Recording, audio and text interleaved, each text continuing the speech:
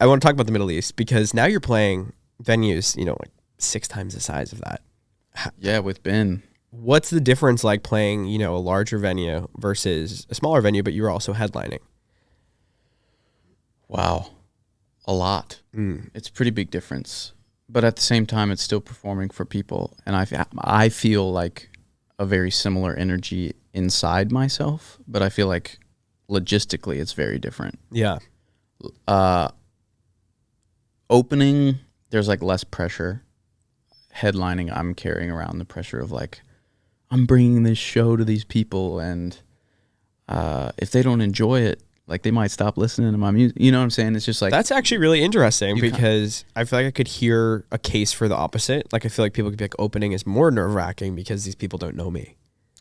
Yeah, no, I don't feel that way. Interesting. I actually feel kind of like, especially if there's somebody else's fans, maybe some people go into it and they're like, oh my God, I got to win over these fans. But I feel like I'm kind of like, whoever wants to hop on the train, yeah, feel free, and I just get to choo be here, Yeah, and I can play and do what I love, but it does kind of feel to me less like a low pressure thing. Interesting. Even though like with Ben Rector shows, there's anywhere from 3,000 to 8,000, and it was jarring. We actually on this summer set of shows, we started with smaller venues for these Ben shows, and they grew like bigger as we kept going.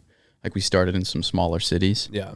And so it wasn't as drastic. I think if I would have like hopped into like a 7,000 person show the first night, I might have been like, whoa. Really? Yeah, because it's I mean, people are so far back, you're like watching a visually delayed response to like what you're doing. You know what I'm so saying? Bizarre. So it's a weird feeling. I actually feel somewhat of a disconnect to that big of a crowd, which helps in terms of nerves, but hurts in terms of connection. Yeah. For myself.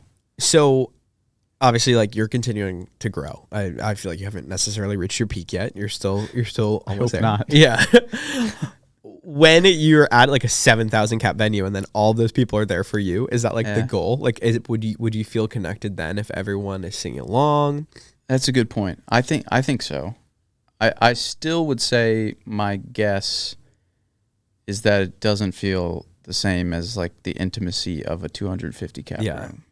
I feel like almost every artist is like, I miss those days kind of thing. Yeah. And which is really funny because I feel like I'm at the point where I'm like, what's next? Like, let's get, I don't know.